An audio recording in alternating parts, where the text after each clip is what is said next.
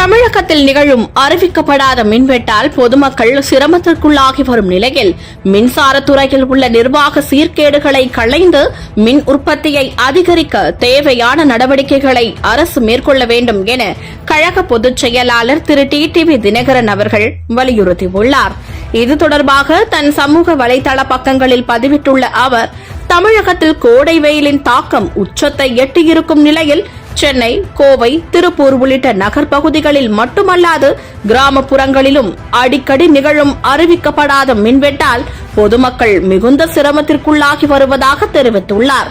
Delta மாவட்டங்களில் முறையான மும்முனை மின்சாரம் இன்றி கருகும் நெற்பயிர்கள், சீரான மின் விநியோகம் இன்றி தொழிற்சாலைகள் முடங்கும் அபாயம் என திமுக ஆட்சியில் நிலவும் மின்வெட்டால் ஏற்படும் பாதிப்புகள் குறித்து நாள்தோறும் வெளியாகும் செய்திகள் மிகுந்த வேதனை அளிப்பதாகவும் அவர் கூறியுள்ளார். கோடை காலத்தில் பொதுமக்கள் தொடங்கி தொழிற்சாலைகள் வரையிலான மின் நுகர்வுகளின் பயன்பாடுகள் அதிகரிக்கும் என தெரிந்திருந்தும் அதற்கு தீர்வு காணும் வகையில் எந்தவித முன்னெச்சரிக்கை நடவடிக்கைகளையும் ஆளும் திமுக அரசு எடுக்கவில்லை என்பதை அடிக்கடி அரங்கேறும் மின்வெட்டுகளே அம்பலப்படுத்துவதாகவும் கழக பொதுச் செயலாளர் அவர்கள் விமர்சனம் செய்துள்ளார்.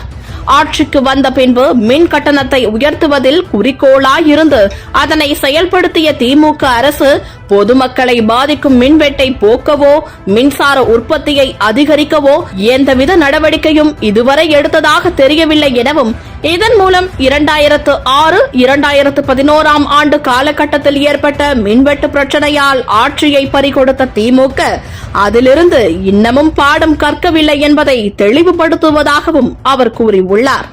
பொதுமக்கள், விவசாயிகள், தொழில்துறையினர் என அனைத்து தரப்பினரின் அன்றாட அத்தியாவசிய தேவைகளில் ஒன்றான மின்சாரத்தை தடையில்லாமல் வழங்குவதை உறுதி செய்வதோடு மின்சார துறைகளில் உள்ள நிர்வாக சீர்கேடுகளை களைந்து மாநிலத்தில் மின் உற்பத்தியை அதிகரிப்பதற்கு தேவையான ஆக்கப்பூர்வமான நடவடிக்கைகளை மேற்கொள்ள வேண்டும் என தமிழக முதலமைச்சர் திரு மு.க. ஸ்டாலின் அவர்களை கழக பொதுச் செயலாளர் திரு டிடிவி தினகரன் அவர்கள் வலியுறுத்தியுள்ளார்.